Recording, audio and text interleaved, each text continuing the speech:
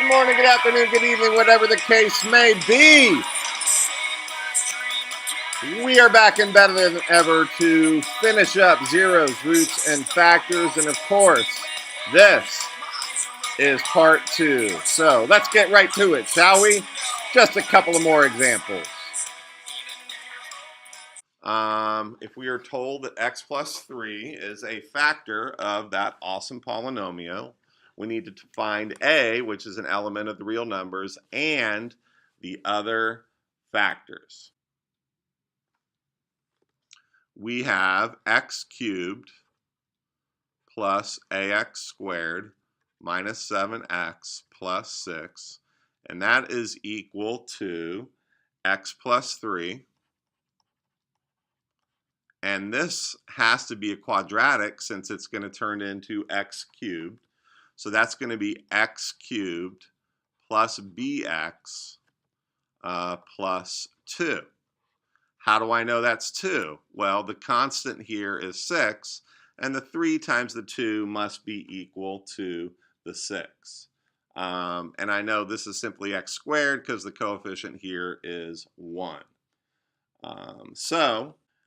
Which is then equal to x cubed plus b plus 3x squared plus 2 plus 3bx plus 6. And then we get to equate some coefficients from up here. We get b plus 3 equal to a. So a equals b plus 3. We get 2 plus 3b, the coefficient of x, is equal to negative 7. 2 plus 3b is equal to negative 7. So we have a system of equations. B, if we subtract 2, get 9, we're going to get b equal to negative 3. And let's see, a equals b plus 3, so that means going up here, substituting in, sorry about the arrows, clearly we're going to get a equal to 0. So that means that p of x is going to be equal to, just coming from here now, x plus 3 times x squared. B is equal to negative 3, so that's going to be minus 3x plus 2. Okay. And we want all of the factors. Is this factorable? It certainly is. So this is x plus 3 times x minus 1. And they're going to be the same, so that's x minus 2. Okay. So we have the factor x plus 3, and the other factors are x minus 1 and x minus 2. Easy peasy, pumpkin pie.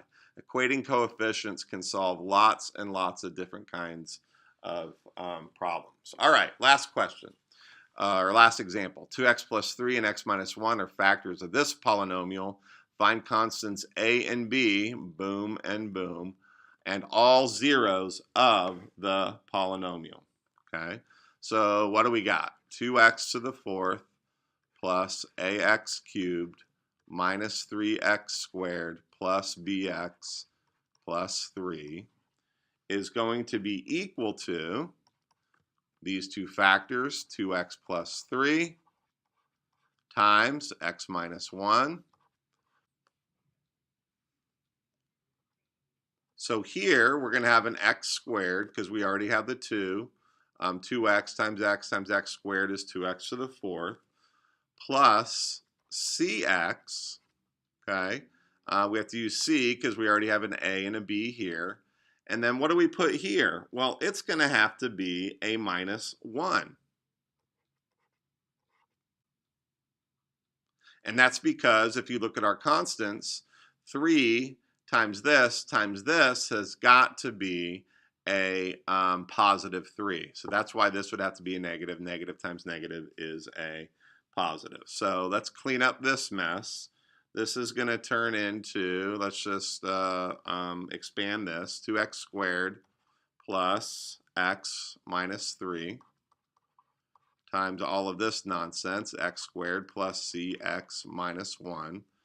And I'm not going to line everything up. You know, like if we have to take this and multiply everything, we're going to have a bunch of algebra, and it's going to end up being 2x to the fourth plus 2c plus 1 x cubed plus c minus 5